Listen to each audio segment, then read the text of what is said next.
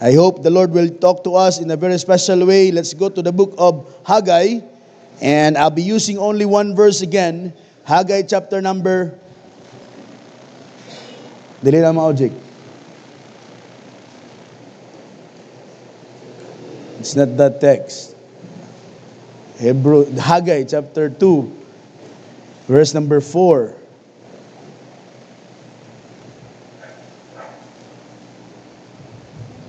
Haggai 2:4. So while waiting, so Haggai is in the Old Testament. This could not be a familiar story, but God impressed this in my heart because there's something nga gigibilas po sa Ginoo sa akong kasing-kasing why I use this. Kay mao po ni ang usa nako nga encouragement every time sa ato nga mga experiences in the ministry. Yet kani nga butang dako ni nga panalangin.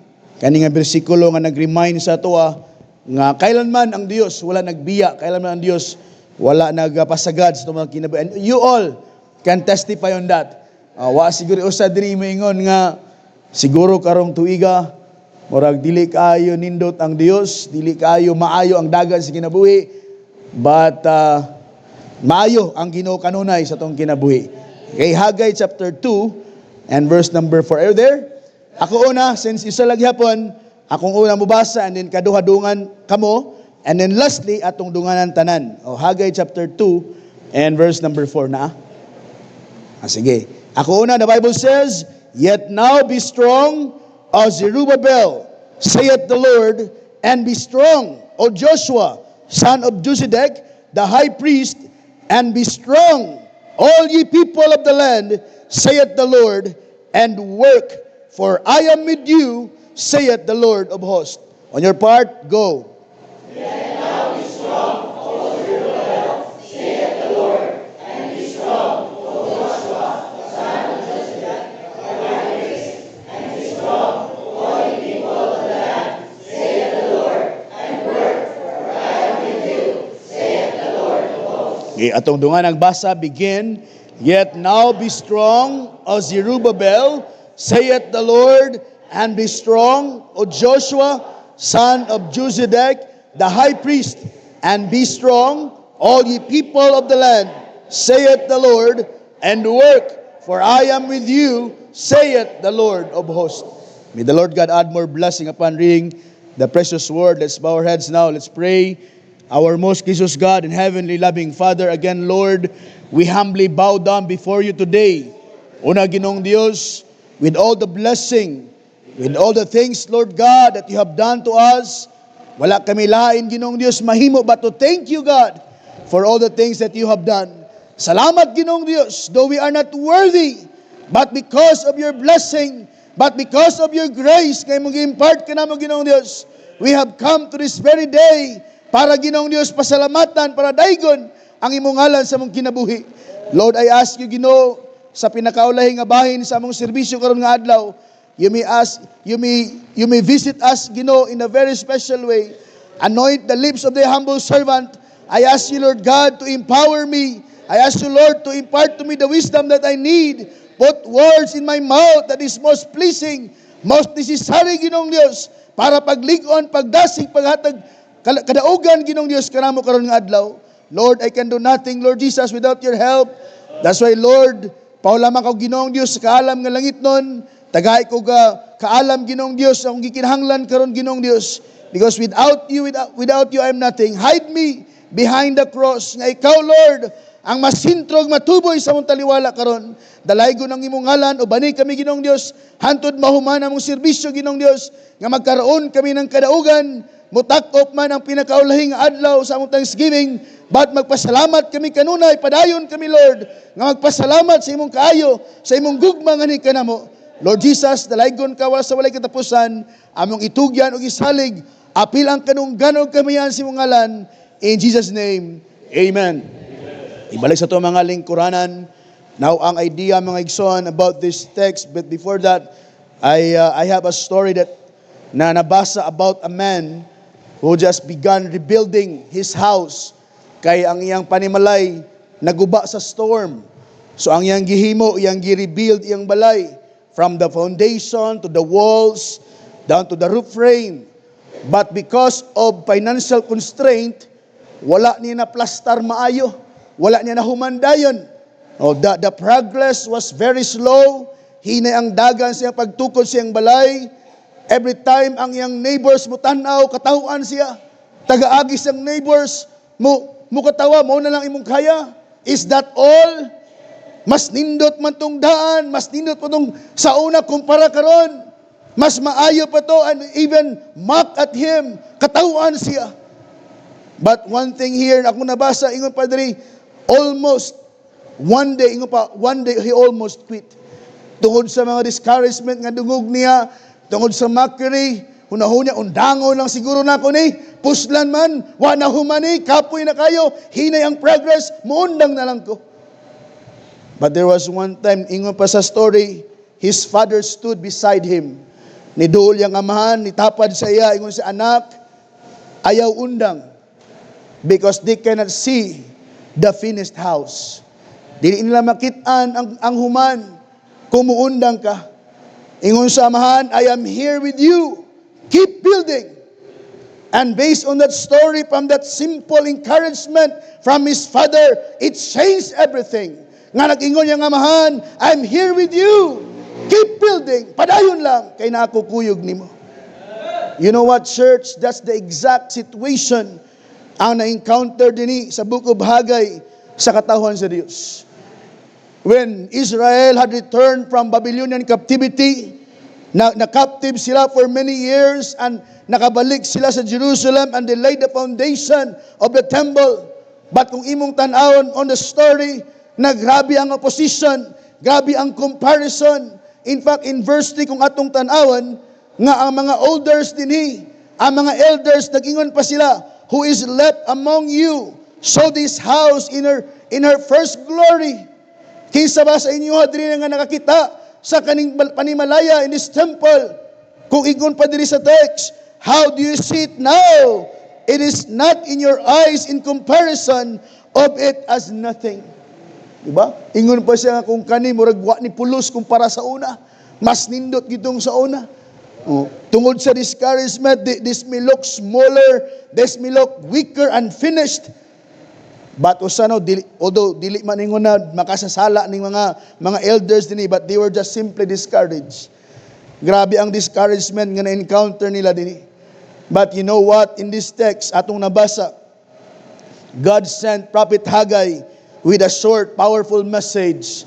Nga ingon pa sa verse dinhi, ingon pa sa text, yet now be strong, O Zerubbabel, talking about their spiritual leader, O Joshua, the son of Jochebed, the high priest. And then, dili lang kayang high priest, ingon pa, and be strong, all ye people of the land, and work. Saith the Lord, and work, for I am with you, saith the Lord of hosts. Ang usa ka challenge na gusto nako i-impart karon as we end, God is not sending us about the size of the building that we are building, but about the strength nga makalahutay ta nga gikan diya sa Dios. Naingon ang Ginoo, be strong and work, for I am with you. Maglig-on ta and padayon og build, padayon taghimo, kay nga naman kailanman di mo biyang Dios. God is not looking you need to work harder, you need to try better, feel stronger, but ang ingon sa Ginoo, ang challenge diri, I am with you. Kuyog ko ninyo. Dili ta mo biyaan, di ta mo pasagdan. That's why ang challenge na gusto na ko idala karon kahaponan, build on. God is with us. Build on. God is with us. Padayon lang ta. Kay nga naman, nag-promise ang Diyos that He will be with us, saith the Lord. Siya ang nagsulti, nag-promise, mga igsoon. And as we reflect in this text, God's message is very clear to us believers. Nga kinahanglan mo trabaho ta. Why? Because God is with us. Trabaho lang ta, igsoon. The work nga gitawag sa Dios ato, it may be dili sayon, lisod. It could be daghan na mga challenges pa nga agihan nato. Siguro daghay mga nag-share no nga grabe ang challenges karon nga tuig. Grabe ang mga kabugaton na encounter. It could be mas daghan pa sa sunod. Mas dako pa ato agihon sunod, but don't mind it. Why? Because God will always be with us. Mao nang pinakanindot nga butang nga mo encounter kag dinagko nga butang having a load, but we are not alone. Sometimes makaingon ka, nibiya na imong igsuon sa pagtuo ang mahal sa kinabuhi, but ang Dios kailanman di mo biya sa ato. Kailanman ang Dios di magpasagad kanimo. Muna ang mensahe, build on, God is with us. Ang pagtawag mga igsoon, it's something like we need to press forward. Padayon lang ta, motapos naman, murag end na ko atong una. No, padayon lang gyapon ta. Why? Because God is with us. Ang Ginoo kailanman di mo biya. Every step we take, we are under His watchful care. Ang Ginoo kanunay nagtanaw, nagbantay sa ato. Now let's ask ourselves, paano ba nato? How do we build on? Even the work seems small, or even the obstacle seems so big. Atong mga obstacle nga atong agihan, murag makaingon tag gabi ka dinagko naman. But the answer this afternoon, pinaagi sa minsay atong tagaan ug pagtagad, the simple truths that will guide us as we finish this year. Ingon pa ang text, be strong. No, munang ingon ko ng word no, finish strong. Ayaw lang human lang, but we need to finish strong. No. Kinahanglan humano nato mga igsoon. So in this text, atong tan-awon paano ba nato makabuild. I have suggestion nga gamiton karon na kahaponon. Number 1 is verse number 4. Ingon diri, be strong. Yet now be strong, is Zerubbabel, saith the Lord, and be strong, O Joshua the son of Josedek, the high priest, and be strong, all ye people, saith the Lord, and work. Diri ko una magamit sa phrase, for I am with you. For I am with you. Build on, because God is with us. Number 1, walk in God's presence. Walk in God's presence. Ang paglakaw sa presensya sa Dios, mga igsoon, kung atong tan-awan, it could change our lives. Mo ni mag-transform sa atong kinabuhi. Dili lang na ang walk in this presence na kanang murag mag-adventure ta, mag-stroll ta. No. The idea is it's a daily intentional journey with God. Ang paglakaw na to diha sa Ginoo, ang pagtawag sa Dios, ngadto siyang katawhan that we need to live with His presence. Manginabuhi ta sa presensya sa Dios nga mao siya ang atong guide. Kay nga naman ang paglakaw sa presensya sa Dios igsoon, muni maghatag natog kaisog sa unsa man atong atubangon. Walking in His presence, muni mo strengthen sa ato nga mga Kristohanon para moatubang that we can face opposition, discouragement, but with the presence of God, kaya nato makalahutay. Kay nga naman naaman ng Ginoo. Walay mo na ingon, walay lisod pagkuyog nimo ang Dios. Although wata nag-ignore sa butang nganong naglisod man lagi mi pastor nga naman kang Ginoo. That's not the idea. Meaning to say, reality siguro natay mga kalisod, but ang spiritual application na mga igsoon, kay naman tay Dios nga motabang sa tuwa, but mingon ta naglisod naman ta taman-taman, kay namay Dios, kaya nagyapon nato, padayon gyapon ta, kay naman ang presensya sa Dios sa itong mga kinabuhi. Na unsa nga ang pipila ka suggestion about walk in God's presence, number 1, in Psalm 16 and verse number 8. Psalm 16 and verse number 8, there's a suggestion of David or the psalmist suggested here in Psalm 16 and verse number 8. Tanawa ang Bible nagsulti, I have set the Lord, look at this, I have set the Lord always before me, because He's at my right hand, I shall not be moved. Pag naang Dios mga igsoon, pag imong i-set kanunay, ingon diri, set the Lord always before you. You must consider walking in God's presence. Number 1 is witness with faith. Witness with faith. Ang pag-witness nato nga nay pagtuo, we need to declare that keeping God as the center, it will shape our decision. Mao ni makaingon ta nga maayo ang dagan sa imong decision making, nga naman sentro man ang Dios. Siya man ang imong nga gina-consider kanunay. Pero gani, pag imong ipadaplen, on the sideline ang Dios, diha na magkawindang-windang ang kinabuhi. Mao nang idea that we need to witness with faith. I remember about a child that he can walk boldly sa usa ka delikado nga kalsada. Why? Because he is holding his parents' hand. Di sa mahadlok, bisag unsa ka dangerous ang kalsada. Why he is holding, nagagunit man siya ang papa, and kailangan ang papa din pasagad sa iya. At mas as possible, ang papa niya, he will secure him or secure her. Para di lang siya maging madelikado yung kinabuhi. And that's one thing, inana po itong pag-witness mga zona na yung pagtuo. God is holding us.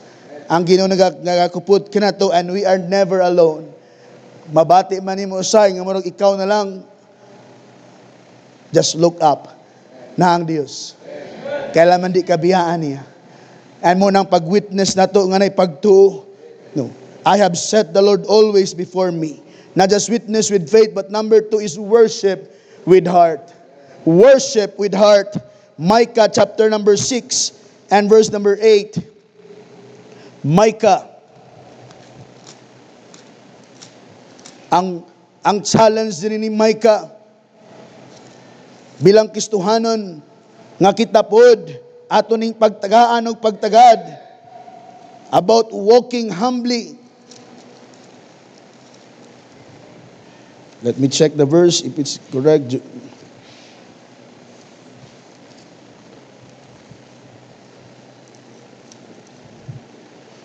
The phrase nga akong gamiton is, and to walk humbly with thy God. Yeah, 6:8.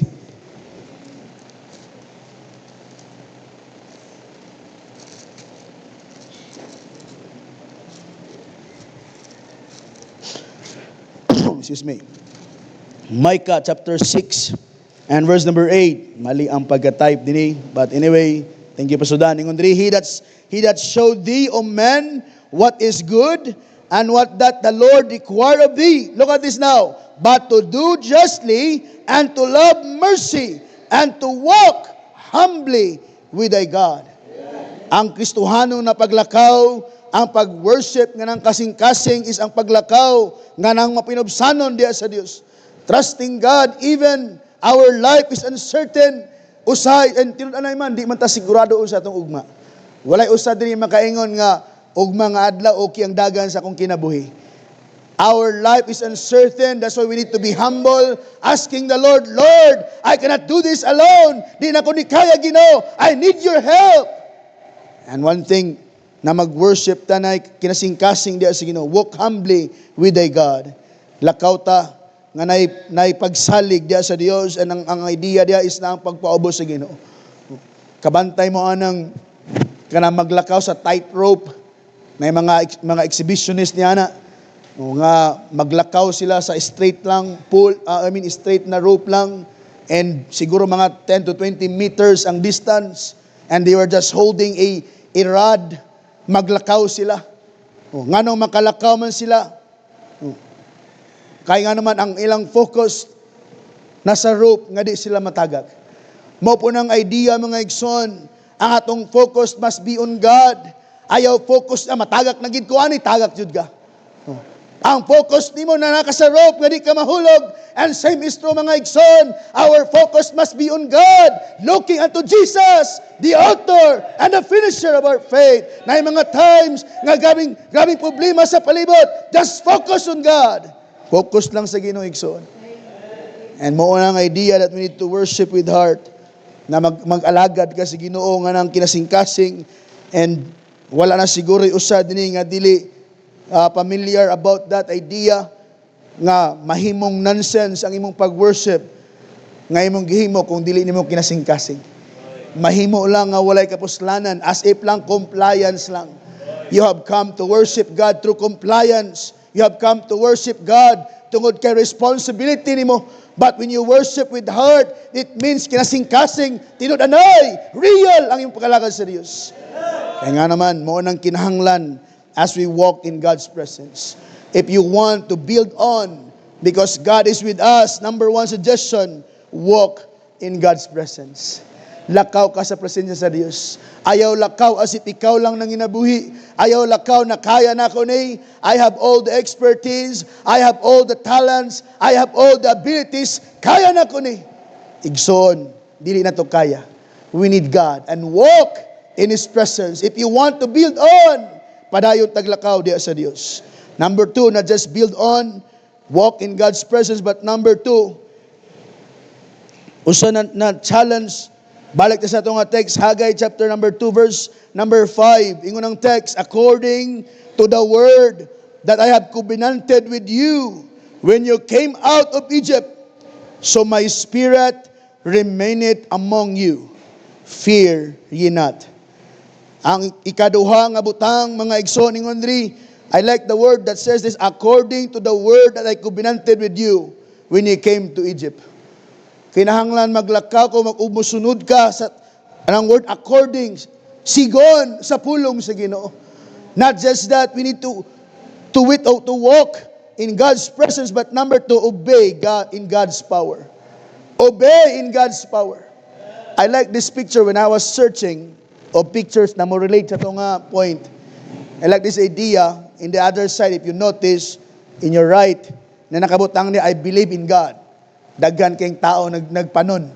I believe in God. But kung imong tao on the left side or in the right side, right side ninyo, is I obey God. Pero kung imong tanawon, gamay lang. That's the reality. Daghay nagtuo sa Dios. It could be appeal ta niya na, yes, I believe God. Yes, 100%, I believe God. But the next question is, do you obey God? Nagtuman ba ka sa Ginoo? And in this text that we have read, according to the word that I have spoken, I have covenanted with you, na kinahanglan ng obedience, mga igsoon, pag moingon ta nga, nag-obey ta mo, weak kay ta klase nga tao. Obedience is not weakness.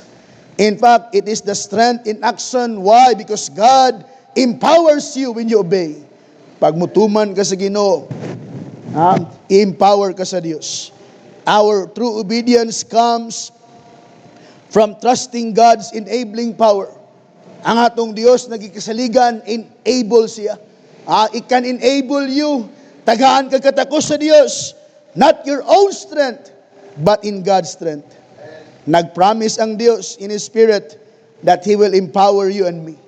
Dili ni optional, mga igsoon, but it requires relying on God's power. Kinahanglan mo rely ta, kinahanglan mo salig ta, igsoon, sa gahom sa Dios. 2 Corinthians chapter number 12 and verse number 9. Suggestion to obey in God's power, what we need to do. 2 Corinthians 12 and verse number 9, it says here, and He said unto me, my grace is sufficient for thee. In what? For my strength is made perfect in weakness. Most gladly, therefore will I rather glory in my infirmities, that the power of Christ may rest upon me. So, unsang idea about obeying God's power, number 1, operate in strength. Operate in strength. Ang atong weakness, sometimes, diri ang stage na diha mo shine ang gahom sa Dios. Pag dito ni mo gamiton, nga di ni mo kaya, and mo salig ka sa gahom sa Dios. And many times, personally, in my experience in the pastorate, many times, na-experience nato ni, na pag musalig ta sa itong abilidad, kaya na ako ni, sayon ramang kaya ni, di na ni mo kaya. Pero pag na mga moments, nga makaingon ka, di na ko ni kaya, usaon ka na ko ni, I have nowhere to go, I have no strength to do it, but to trust God. And therefore, dito pa mo gamit ang Diyos. Dito pa mo strengthen ang Ginoo kanimo. That's why we need to operate in God's strength. Dili sa imong kusog lang. Walay duda, natay kusog. Walay duda, natay, muna ingon ako no, kani pa nga simbahan, dagan tag abilidad randri. Gigamit kayo ang term nga, daghay mga power on the positive side, positibo nga side lang. Daghay mga power niya nga simbahan, mga abilidaran niya nga simbahan, but ayaw salig din na igsoon. Salig sa kusog sa Dios. Kay pag mo salig na ngayon kasi mong kusog, diha na. Di ni mo kaya igsoon. Pariyo sa kalampara, it will only works, just like that light there, it will only work if it's connected in the power source. Bisag unsa ka mahalon pa niyong suga dinhi, pag wala na naka-connect sa power source, wala na ikwinta. Mao po na ang imo. Bisag unsang abilidad nimo karon, pag wala na naka-connect sa pinaka-power source, pinaka-strength, or pinaka-source of our strength, dili ka na maging epektibo kayo ang imong kusog gisuon. We shine only when we are connected to God. So operate in God's or in strength. Not just operate in strength, but number 2 is offer full obedience. Offer full obedience. Pastor, nari obedience nga tunga lang. Yes. Usay na obedience. Mo nang ingon ni Pastor Dan sa mo perminti nga maayo lang ta. Yes, yes po. Paspas kayo. But do you think obedience din na? Sometimes half obedience lang di ay. Wa na kompleto. When you say something, when you comply something, see to it na kompleto ang pag-comply nimo. Kaya nga naman dili ni papaspasay og comply pa-obeyay ni og kompleto. Naipaspas mo comply pero di man pod kompleto. Kulang-kulang man pod. Ang suggestion, if you obey in God's power, you need to offer full obedience. Unsa ingon sa Colossians chapter 3 verse number 23. And whatsoever you do, do it heartily as to the Lord and not unto men. Mao na permintino pag mag-obey ganin ta, kumuhimo tagbutang para sa Dios, dili para sa tao. Given naman na kay tao may nagsugo sa to. Of course, imong himuon kay siya may nagsugo. But ang pinaka bottom line ba, ako ning i-obey si sir, ako ning i-obey si ma'am, kay ako mang gi-obey ang Dios. Ako mang gituman ang Ginoo. So ang bottom line, when you something, it should be for God. It should be doing heartily as to the Lord and not to men. Because half-hearted obedience will never honor God. Mayroon ka nga, daghan na ko'y natuman, pero katunga lang, di na mo honor sa Diyos. Dili malipay ang Diyos sa naigsoon. He wants our all-in devotion. He wants our full obedience. Kompleto. Kaya ang Dios manggani, ang gihatag niya kalawasan sa ato, dili kompleto. Unsa ka ang gihatag sa Ginoo sa ato nga kalawasan, kuan lang, katunga lang, kamo na'y bahala sa katunga. Kita na'y bahala sa katunga, unsa kay may tabo sa ato. Or bisin siguro, 90% sa Ginoo, 10% lang sa imo. Still, di gyapon ta garantiya nga makomply na to ang kalawasan. Gihatag sa Dios, kompleto nga sacrifice. A complete sacrifice for our salvation, and therefore we need to give our full obedience sa atong pag-alagad sa Dios. If you want to build on, because God is with you, God is with us, obey in God's power. Ang usa ka estudyante, he will study diligently para makita niyang result. Diba? Para nindot ang resulta. Wala siguro yung magtuon, di ko magtuon ko para mabagsak ko. Wala siguro na, nagtuon siguro as much as possible para ma-perfect yun ako ng exam yun. By the way, hapit na yung exam. I hope, students, study yun mo. Dili na ingo na, by faith, Lord, tagaan ko na yung answer. Dili na pwede. Lord, God knows my heart.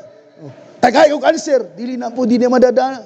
Ingo ng Bible study is to show thyself approved unto God, a workman that needed not to be ashamed, rightly dividing the word of truth. Study ta. Mo nang usa ka blessing sa estudyante. I remember when I was studying a Bible school, side ta ko gamay. Di na ko malimtan in this school. Many times maduon ako ni kasiratan ingon siya, ang pag-eskwela sa Bible school duha imong igo. Hitting 2 birds in 1 stone. Why? Nag-study na ka, nangalagad pa ka sa Ginoo. Ba? Kung mag-eskwela secular lang ka. Ba? But kung di sa Bible school, nag-eskwela na ka, and at the same time, nangalagad pa ka sa Dios. And that's the greatest calling. Maabot nimo, makomply nimo na, makompleto nimo imong course. And that will be the greatest calling nga imo na pong agihan. That's why we need to study. And in full obedience, kompleto na pagsunod o pagtuman. Because God rewards faithfulness. Dili mo reward ang Ginoo sa padaghanay na himo, pero kulang-kulang man pod. Bahala gagmay lang, pero kompleto. Little by little, but kompleto ang iyong obedience sa Diyos. You need to comply it full. Muna ang iyong suggestion, if you want to obey in God's power, not just operate in strength, but offer full obedience. Number 3, obey in God's power. Go back to our text in verse number 6 and verse number 7. For thus saith the Lord of hosts, it is a little while, that I will shake the heavens and the earth and the sea and the dry land.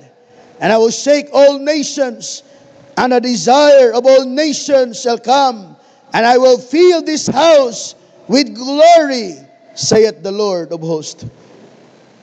Unsa ang idea mga igsoon, nga giingon sa Dios dinhi, na mauyugon man sa Ginoong tanan.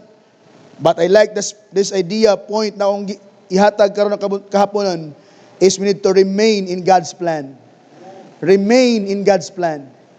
Pabilin sa plano sa Dios. You know what? Usa sa plano sa Ginoo is we need to be faithful and perseverance. Even ang kinabuhi, sometimes confusing.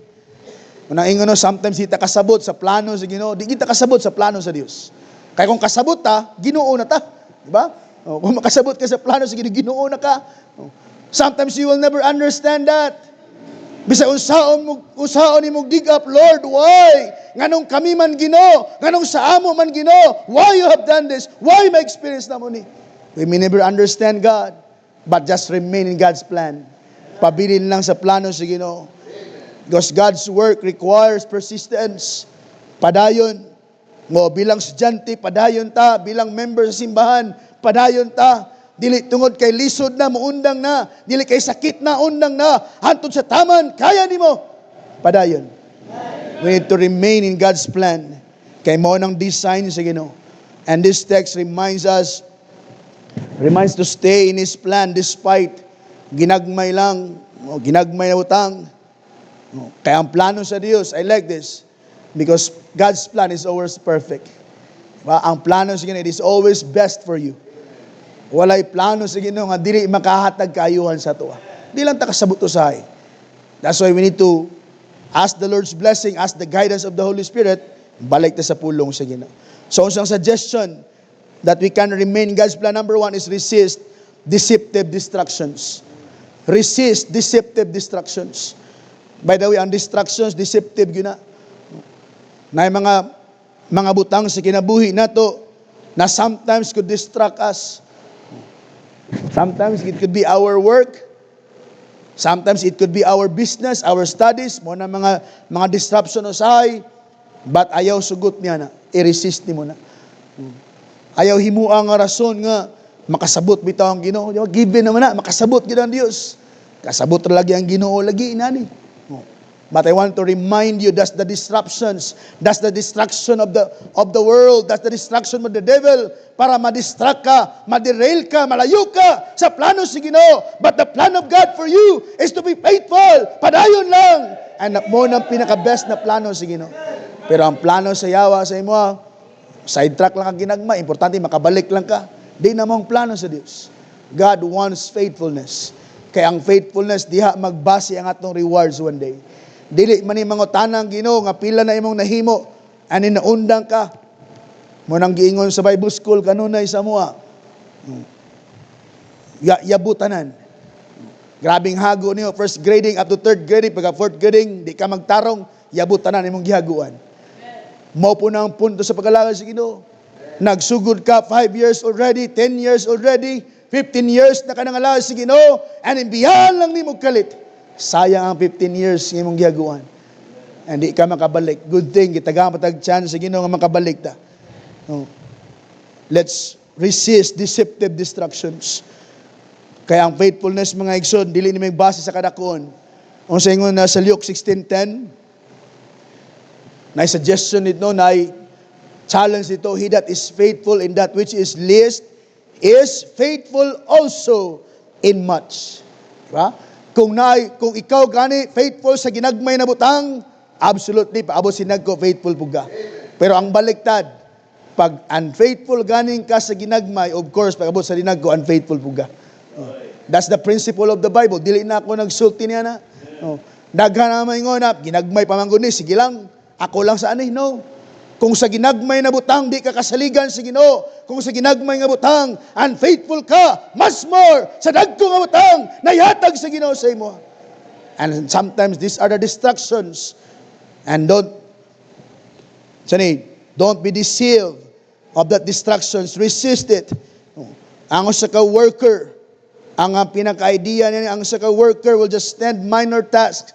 Bahala ginagmay na mga tasks na, but iyang himoon to gain trust for bigger assignments. O sa ang punto, kung kaya nimo i-comply ang kaning gagmay na butang, hinay-hinay later on in trust kag sa dinagko na butang. Mo nang usa na idea, pag kaning gagmay nga task, di kayo ma-comply, how much more sa bigger task? Di kayo kasaligan sa gagmay nga task, although I'm not saying nga di kayo kasaligan dayon. Kaya it's a matter of improvement, it's a matter of dedication. Siguro pag sugod di pa nimo kaya, but kung mo didikar ka, paggamit ka sa Ginoo, kanang gagmay nga task para sa imo lisod, but kaya nimo na. Kaya nga naman naamay gahom sa Dios mo tabang sa imo. So we need to remain in God's plan. How? Resist deceptive distractions. Not just resist deceptive distraction, but number 2 is refocus divine directions. Refocus on divine direction. Na kung imong ayaw i-mind ang mga distractions, so simpre kinahanglan mag-focus ka sa direksyon sa Dios.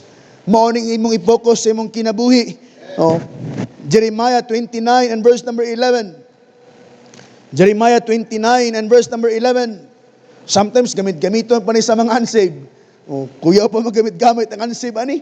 Oh, wa kasabot sa inani nga butang.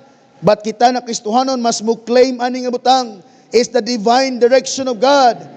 29 and verse number 11, for I know the thoughts that I have think toward you, saith the Lord, thoughts of peace and not of evil, to give you an expected end. Unsa ang punto mga igsoon, pag musalig ka sa pinaka-blueprint sa Ginoo sa imong kinabuhi, even though di man nimo makita ang pinaka-end niya na, then, imo gyapon ang mahimo. Pareho sa usa ka architect. I would like to use this phrase, an architect has the blueprint in mind. Pag usa ka architect ka, if you're familiar with architecture, wala kay line focus but kundi sa imong design. Dito ka mag-focus. Muna isundo nimo kay mo may naka-design din ha. Di ka pwede na na-design diri, maghimo kag lahi-lahi diha. Nga na may design. Same is true with God. Naanay plano sa Dios. That's why we need to focus on the divine direction. Sundan na lang ang direksyon sa Dios. Ayaw paghimog imuhang sarili nga direksyon. Nanay direksyon sa Ginoo. So bilang Kristohanon, excuse me, we need to refocus on divine directions. Asa ba imong panglantaw karon? Asa ba imong focus karon? Basin na alang sa imong sarili nga direksyon. Even Solomon himself, being the wisest man, unsang ingon niya, in all thy ways acknowledge Him, and He shall direct thy paths. Kung imong atras gamay, trust in the Lord with all thine heart, and lean not unto thine own understanding. Siya nagay pinaka-bright, mo nang usa na makita to, pinaka-bright na nga tao in the Bible, pinaka-wisest king, pinaka-wealthiest king, yet wa nagsalig siyang kagulingon. Kita na hinoon. Unsa man joy naa sa tuwa, unsa man joy bright nga nasa tuwa, unsa man joy wealth nga nasa tuwa, nga mosalig ta sa tong kagulingon. The challenge today is refocus on divine directions. Naanay direksyon sa Ginoo, balik lang ta sa Bible. Excuse me for a while.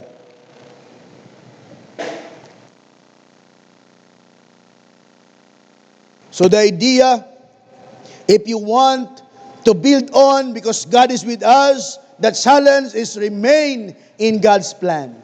Pabilin ta sa plano sa Ginoo. Manang ingon mo tapos na ang 2025, pabilin ta sa plano sa Dios. Ayaw likoy, ayaw sibog, ayaw palayo sa plano sa Ginoo sa imong kinabuhi, pabilin lang. And I believe the plan of God for you is to be faithful. The plan of God for us is to stay in the church, mga lagad ta until magbalik ang Ginoo. Dili man siguro perfecto yun, may mga sipiat siguro, may mga kapakyasan siguro, but the idea is nang paningkamot na maging faithful ta. Kay mo ang plano sa Dios sa tong kinabuhi. And I will end the last one now. Dito sa pinaka-last na point, let's go back to our text and I will end. Verse number 8. 7 ko start. Ingon pa din sa verse, and I will shake all nations, and desire of all nations shall come, and I will fill this house with glory, saith the Lord of hosts. The silver is mine, the gold is mine, saith the Lord of hosts. Look at verse number 9 now. The glory of this latter house, look at this, shall be greater than of the former, saith the Lord of hosts, and in this place will I give peace, saith the Lord of hosts. Kung imong balikan sa verse number 3, gi-remind sa mga elders, ingon sila, wa man ni kwenta atong gina-build up karon. Murag wala man ni pulos. Kay mas nindot tong sa una, i-compare sa una, it is just nothing. But you know what? The promise of God was not just there. Ang promise sa Ginoo was to build greater. Mas labaw pa ang promise sa Ginoo, mga igsoon. So mas ihatag pa. So that challenge to us is pabilin lang ta. Unsa ang last point na ibilin ako karon nakahapon, keep rejoicing in God's promise. Keep rejoicing in God's promise. Pabilin ta, mga igsoon, because rejoicing is strengthening and sustaining us. Mag-sustain ka ni kanato, makalahutay ta, pag malipayon ka diya sa Dios. Diba, manatay manultion, if you love what you're doing, if you're happy with what you're doing, you will keep on. Diba? Bisag unsa ka lisod, basta lipay ka. O, munang ingon sa, many times, ang ginagamit niya idea, no, nga, kung saan ka masaya, suportahan ti ka. Odo di lang kayo na inana ka broad nga idea, nga, bisag unsa nga kalipay na lang. But the thing is, ang kalipay diya sa promisa sa Dios. We need to rejoice in the promise of God. Ang Ginoo nag-promise, mga igsoon, and angayan ta nga magkalipay niya ni. And I want to remind you, when God promised something, He will fulfill it. Pa ang Ginoo nag-promise that He will build greater, He will fulfill it. When God promised that He will reward you, He will fulfill it. When God promised that He will sustain you, He will fulfill it. Just keep rejoicing in God's promises. Maayo pa ning mga Pentecostal usay kay mingon, I claim the promise of God. Kusog pa kay mo claim sa promise sa Ginoo. Pero kita usay Kristohanon, di ta mo claim sa promise sa Dios. Nga nagtuo man ka ta, nagamhanan ng Dios, nagtuo man ka ta, nga is able to fulfill what He has promised to you. Then kita dapat ang mo claim, ana. Mas kita ang mo claim, kay nga naman nagtuo ta, nagamhanan ng ating Dios. Ang kalipay, usay, morning pinaka-reason, ang promisa sa Dios, morning pinaka-reason nga nung maging continual ang atong rejoicing. Kaya nga naman ay nag-promise ato. Di lang kay kinsa-kinsa lang nag-promise, but ang nag-promise ang Dios. Diba? Usay mo salig itag promisa sa tao. Diba? Makasalig kayo tao usay. Given mo na naman mga tao gid mo promise, mutuman. Pero usay pod, mas dako nga chance nga ang tao mo promise, usahay di matuman. Kay nga naman, ang tao di man ta perfecto. Usay atong promise, usay beyond our capacity, and that's the reason why nag-promise ka ni ani out of nowhere, and then later on di niyo matuman. Pero ang Dios, once He promised you, He will fulfill it. And mo nang usa nga reason why we can keep on, why we can build on. God is with us, and we can keep rejoicing in His promises. Magkalipay ta sa promisa sa Ginoo. Kaya ang kalipay, mga igsoon, morning mag-fuel sa atong endurance. Kaya kung nalipay kasi mong ginahimo, makapadayon ka. Kaya kung wala ka nalipay, manang ingon, bisag kung saan pa niyog paning kamot, wala naman kay kalipay, undang na jud ka. Wala naman kay kalipay. Wala naman imong kalipay diya sa promisa sa Ginoo.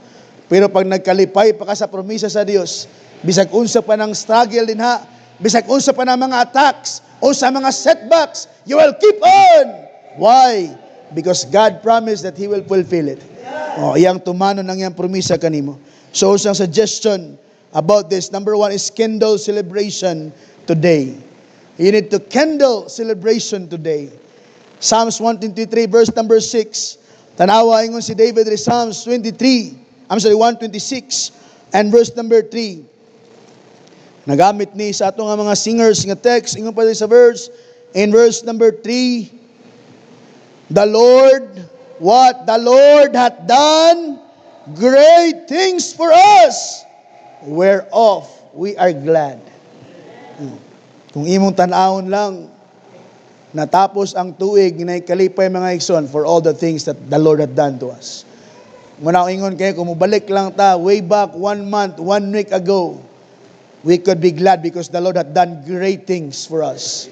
Dinag ko ang gihimo si Ginoo sa ato, nga kailan man ikaw di ka kasabot, nga di man to nako kaya himoon, but because God is working, God had done great things for us, whereof we are glad. That's the reason we need to kindle celebration today. Karon nga adlaw, pasalamati, ili-celebrate ang Ginoo sa imong kinabuhi.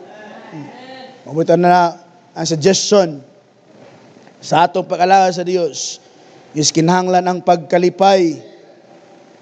Kay usan ni nga kaning word bitaw na grateful, kaya mapasalamaton ang atong pagiging grateful sa butang sa Dios, nagihimo sa Ginoo sa atoa, morning mag-fuel sa atong paglaom o sa atong kusog diya sa Dios. Morning mag-strengthen sa imong pagtuo. Morning makalaom ka kay nga naman mapasalamaton man ka sa Ginoo. Tanawa ingon si David, the Lord hath done great things for us. Kinsa may makaingon diri nga wala ginahimo ang Ginoo karon nga tuig. Kinsa may makaingon sa tuwa dinhi nga minos ang nahimo sa Dios karon nga tuig. But this verse reminds us that the Lord hath done great things for us. Anong sang ingon? Whereof we are sad? No. Whereof we are glad. Dapat malipay ta. Dapat magkalipay. It caused mo na yung Lord sa kalibutan gani. This calls for a celebration. We need to celebrate life. Celebrate the chance. Today, nagihatag sa Ginoo. Ikalipay ka na. I-celebrate ang gihatag sa Ginoo. Ingon sa Lamentations chapter 3, it is of the Lord's mercies that we aren't consumed because His compassions fail not. They are new. Look at that. New every morning. Di lang kay new every year, new every month. That new every morning. And day by day, we need to kindle celebration of today. Atong pasalamatan ng Diyos, even sa mga ginagmay na mga victories, pasalamati ang Ginoo. Di lang kay mga dinag ko, gamay ramay atong nahimo karon, so kinanta pasalamat sa Ginoo. No. Magamay man nga victory, still victory na. Magamay man nga na opportunity, still opportunity. Pasalamati ang Dios niya na. You ought to be grateful and kindle. Pamintag word na kindle, pasigaa, ignite ang celebration karon. Kindle celebration today. And number 2, the last now, is keep cherishing tomorrow. Keep cherishing tomorrow. Unsa nang word na keep cherishing, naatay panglantaw sa ugma. Muna itong ginabalik-balik mga igsoon, our hope in God's future promises. Nagmotivate ni kanato nga makalahutay ta. Why? Because God promised tomorrow. Nga kaya ni mo malang mahalutay na because God holds our tomorrow. We don't know what will happen ahead, but God holds our tomorrow. So keep cherishing tomorrow. Atong i-anticipate ugma na napoy panalangin ni atag sino. The next year, if tugod sa Dios, maabot pa ta sa tuig 2025, padayon lang gyapon ta because naay planong Ginoo, naay nindot nga planong Ginoo, padayon tag build para sa kimiyan sa Dios. Kaya nga naman naay butang sa Dios. I like this idea about making a building. When you make a building, before ma-plaster, kanila nga structure, if you're familiar with this, when Doc Vincent posted na nag-paint sila din grabing scaffolding, kalat kita naon. Kalat din na, pintura din na, mga scaffolding na kalat na naon. But after the finished work, wala scaffolding. Dito niyo makita ang nindot na trabaho. Unsa ang punto igsoon? Sometimes di nato makitaan dayon ang outcome sa tong gihimo. Sometimes makita nato ang messy things, sometimes mga bugat lang na butang, mga dili maayo tan-aw sa tong mata, but after those things mahawa na to, maging magnificent, maging nindot ang resulta mga igsoon. So sometimes inanang kinabuhi. Our lives may be messy sometimes. But kung magpadayon lang ta diya sa kabuton sa Dios, the building that we're building on, nagpagtrabaho to sa butang sa Dios, makapadayon ta. Kaya nga naman, nainindot na plano ang Ginoo sa tong kinabuhi. So keep building and working. Ayaw sugot, nga diri lang tataman, okay na ni. Nana ko'y nahimo sa Dios, pais na ni. Mga igsoon, yes, good thing na kay nahimo. But just keep on. Just build on. Padayon lang ta. Og himo sa butang sa Dios. Continue growing para sa kamiyahan sa Dios. I would like to end by this illustration nga akong nabasa, and I will end now. Few minutes and I will end. I read a man about a planter, usa ka tawo nga nagtanom o gamay nga kahoy sa iyang backyard. And once he planted, of course, every day iya kaning gina-water. Ginatiman kanina perminti, ang as much as possible, ang palibot, ginakuhaan niya weed. Sana, ganang sagbot, iyang proteksyonan from any storm o sa mga dautan, mga hayop nga mo disrupt ani nga kahoy, iyang ampingan gitaman-taman. But years went by, that small tree, still small. Gamay gyapon. Katong gitanom niya, pila ka tuig na naglabay, gamay na gyapon.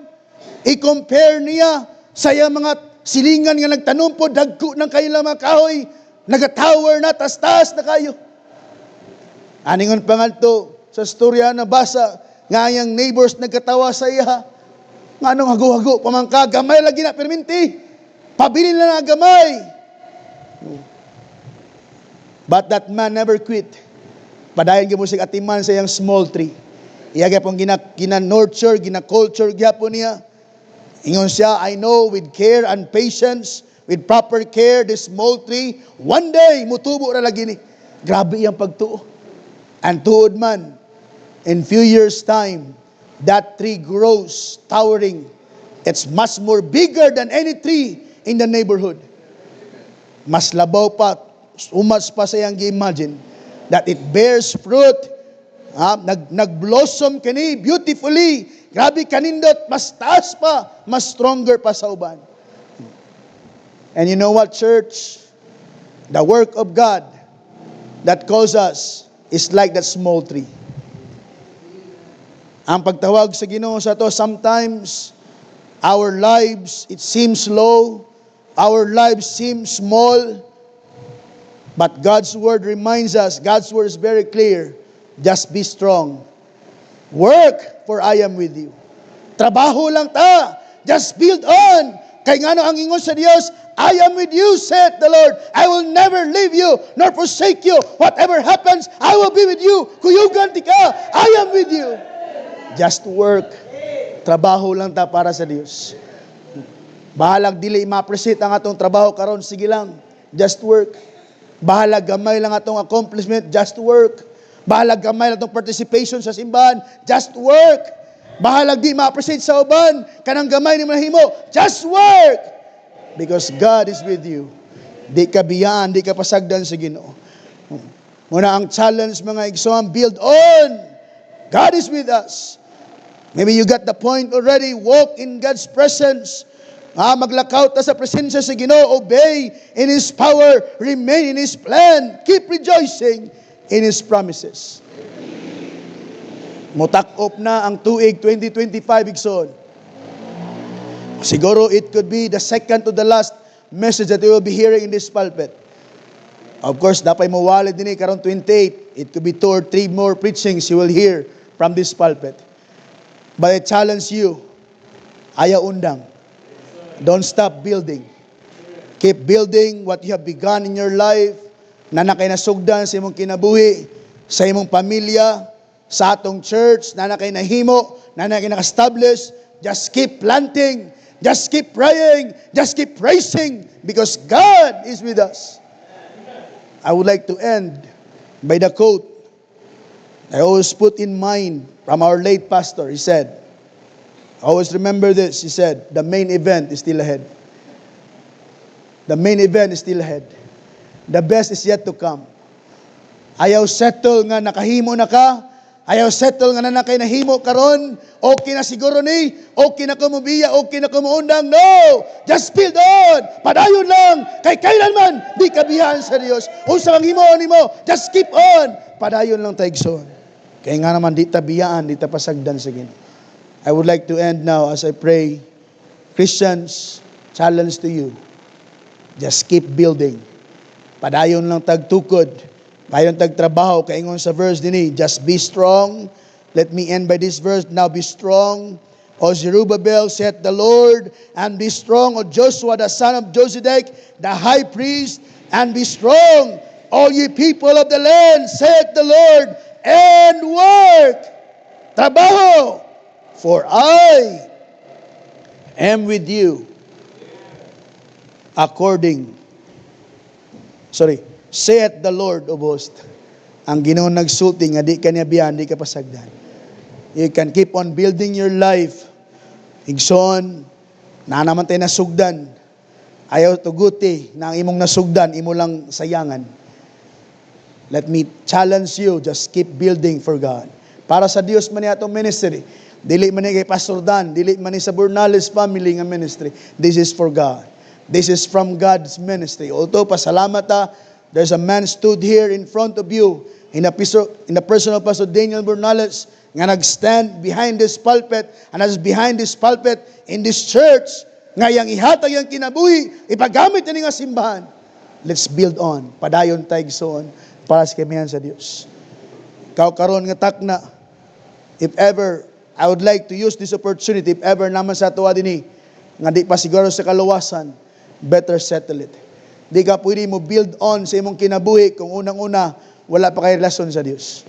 Basig na sa tuwa dinhi na wala pa nakaangkon ni Jesus, accept Him as your Lord and personal Savior. Dawata si Jesus na Ginoo. Let's bow our heads and I will pray now. As the end, ako gumutakop, yani nga kahaponon, igsoon, higala, karon nga kahaponon, nakakaroon sa itong congregation, di ko magdugay, maybe naaka, bisita ka karon nga hapon, nakadungog ka sa mensahe, that we need to build our lives, pabilin ta na mag-build up, mag-work, because God is with us, but ka na nga pagtrabaho, di mo kaya himon, kung unang-una, wala kay Kristo sa kinabuhi. Wala pa ka nagdawat kay Jesus nga Ginoo sa imong kinabuhi. Better settle that first by accepting Him as your Lord and personal Savior. Anaba sa tong taliwala, Pastor, gusto sana ako siguraduhon na akong kalawasan. Basig na ka karon, gawa pa na sigurado. Di na ko ni miss ang chance, basig na. Wala ko nag-ingon na, di ka luwas gid kung bisita ka, but that's not the idea. I just want to make a clarification. Di man ko kaila sa imong personal, but God is leading me to use this invitation. Basig na ka karon, gusto nimo dawaton si Jesus na Ginoo sa imong kinabuhi. Just raise your hand and I will pray for you. Pastor, before I build on my life, before I build something for God, I want to put my faith on Him as my Lord and personal Savior. Anaba, bisita kong karon na hapon na aka. Gusto nimo dawaton si Jesus ngay manuluwas. Dawata si Jesus ngay mong Ginoo. I will not stay long. Naba, mo dawat kan Jesus nga Ginoo. I presume kung wala ka nagtaas, presume nga nakadawat ka sa Ginoo. Now, for us believers, for us church, ayaw sugot na mobiya ka nin 2020, 2025 nga di niyo mahalad imong kinabuhi sa Dios. Ayaw sugot nga it could be the last chance na imong i-offer imong kinabuhi sa Ginoo. It's the time to offer that life to God. If you want to keep on building, ang suggestion higala i-offer sa imong kinabuhi sa Dios. Ihalad imong kinabuhi sa Ginoo. Maybe you hear the message this morning or this afternoon. Na nagtaas sa kamot, posible.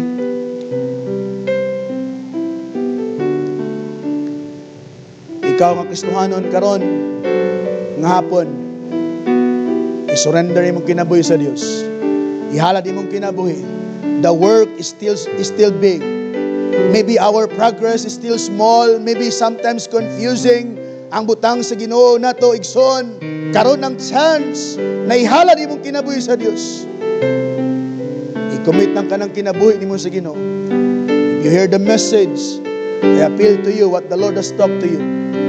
Maybe I'd like to ask one of the Bible student or one of the staff here in the church na ayusan nagtaas sa kamot, Siratan, paligo sir, na nagtaas sa kamot sir. And I am now in the time sa consecration sa members. Members, I appeal to you in consecration. If If you want to consecrate your life to the Lord, I will offer the altar of consecration. Ayaw pag surrender tungod kay ako nagwalay. No, I am not better than anyone, but you hear the message, nakadungog ka sa mensahe. If you are not hard enough, isurrender imong kinabuhi sa Dios. Hatag imong kinabuhi sa Ginoo. I chance ablihan na to for consecration for few minutes. Mo consecrate ta sa tong kinabuhi, members. Gusto ba ka mo build, walk in the presence of God, lakaw ka sa presensya sa Ginoo, obey in God's power, remain in His plan, keep rejoicing in His promise. Kaya ang pinakaplano sa Ginoo sa imong kinabuhi nga ikaw maging malipayon, ikaw maging faithful sa kinabuhi. Ang challenge, dili pasabot kay nag-surrender ka, ikaw nang pinakadako na makasala. In fact, those are the humble ones. Ikaw ang pinakamapinumsan. Sometimes believers today are sometimes used na kumbaga na immune na, kalyado ng kasing-kasing. Di na kaya magpaabot sa Diyos. But I appeal to you, istoryahan ang Diyos. Lord, before this year ends, I want to build my life.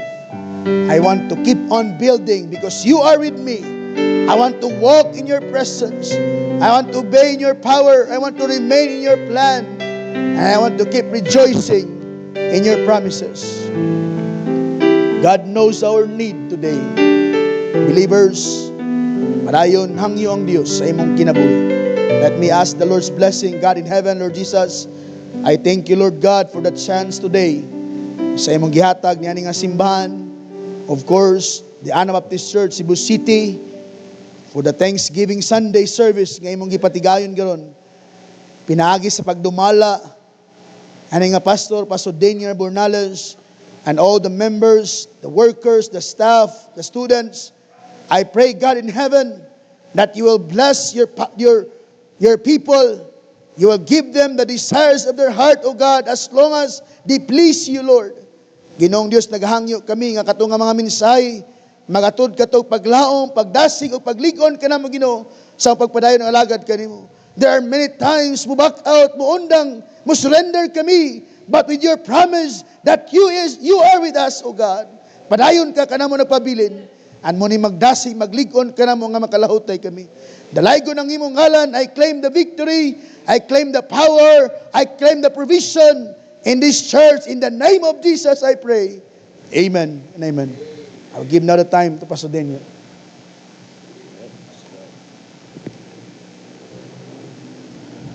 Amen. Glory to God for the message nga ato nga nadungog mo, and it is very fitting sa ato ang tema sa ato nga church, especially for the year 2025. We declare this year as the year of rebuilding. I don't know kung kabalos Pastor Brian, but I believe nga leading ni sa Ginoo ang mensahe. So we are challenged to build on because God is with us. And thank you po sa time. As a pastor myself, seldom nga maka-feed ko sa akong kaugalingon sa mga preaching kay usually kita magyod ang nagabuhat or nagapatigayon sa pagwali. And I am thankful enough nga nakadungog ko sa mensahe gikan ganang buntag hangtod karon nga hapon. I was gaduha-duha ko kung muwali ba ko or dili, pero I was led by God nga ihatag na lang gyud ang tibok nga adlaw para kang Pastor Brian, and I am happy nga na ako'y pagkaon gikan sa pulong sa Ginoo nga nakuha karon nga kapunon. So I hope same pod sa inyo no, ato nga balunon ang mensahe sa hagit. It is time to rise up and build up the work of the Lord. Bahalag hinay mga higala igsuon, no? Wa pa ngay tay dako gyud kaayo nga mga achievement nga makita nato, but I would like to remind you ang faithfulness sa Ginoo nga napatigayon nato ato ang KGB and anniversary na human nato ang ato ang missions conference, and also ang ato apod nga Thanksgiving karon pa-end na ta.